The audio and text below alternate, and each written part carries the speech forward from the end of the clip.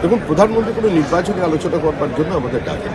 এই মুহূর্তে পশ্চিমবঙ্গের বিজেপি কর্মীরা কীরকম আছেন, যারা সাংসদ আছেন তাদের কনস্টিটুয়েন্সিতে কীরকম কাজ করছেন, সোশ্যাল মিডিয়ায় তারা কতটা অ্যাক্টিভ আছেন, সর্বোপরি উনি খোঁজ নিয়েছেন। বেশি কথা হয়েছে আমাদের খগেন মুর্মুর শরীর নিয়ে, কারণ এখনও খগেন মুর্মু কেউ দুপুর খাবার খেতে হচ্ছে, যেটা মুখ্যমন্ত্রী বলেছেন কিছুই হয়নি। তিনি অসুস্থ, তার চিকিৎসার বিষয়ে তিনি খোঁজখবর নিয়েছেন। আর প্রত্যেক সাংসদ কি এটা দেখতে বলেছেন যে সোশ্যাল ওয়েলফেয়ার প্রজেক্ট কেন্দ্রীয় সরকারের যা আছে সেগুলো পশ্চিমবঙ্গের বিভিন্ন জায়গায়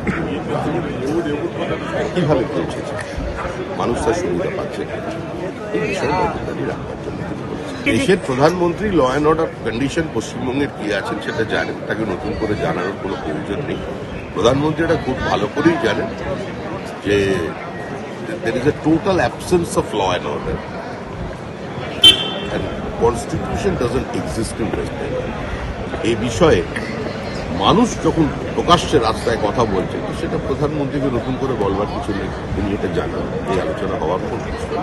উনি সাংসদদের সঙ্গে দেখা করেছেন, প্রত্যেক রাজ্যের সাংসদদের সঙ্গে দেখা করেছেন, আমাদের সঙ্গে দেখা করেছেন, তাদের কনস্টিটুয়েন্সি নিয়ে, এবং এই মুহূর্তে তারা কীরকম আছেন, কর্মীরা কীরকম আছেন,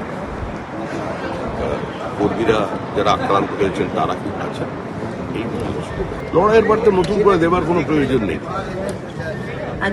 প্রধানমন্ত্রী থেকে শুরু করে বুথ সভাপতি পর্যন্ত একটা সংগঠিত দলে প্রত্যেকেই নির্বাচনী লড়াইয়ের জন্য প্রস্তুত থাকে। জয় তো নিশ্চিত, তৃণমূল চলে যাচ্ছে, তৃণমূল চলে যাবেই। এসআইআর বন্ধ করে দিন, ইডিসিবিআর দরজায় তালা লাগান, আবার বলছে জিএসটি ইনকাম ট্যাক্সকে নোটিশ দেওয়া বন্ধ করে দিতে বলুন, তারপরে পশ্চিমবঙ্গের তৃণমূল কংগ্রেস হারবে। 2025 সালের ভোটার লিস্ট নিয়েও যদি নির্বাচন করে, এই মুহূর্তে পশ্চিমবঙ্গের মানুষ তৃণমূলকে হারাবে।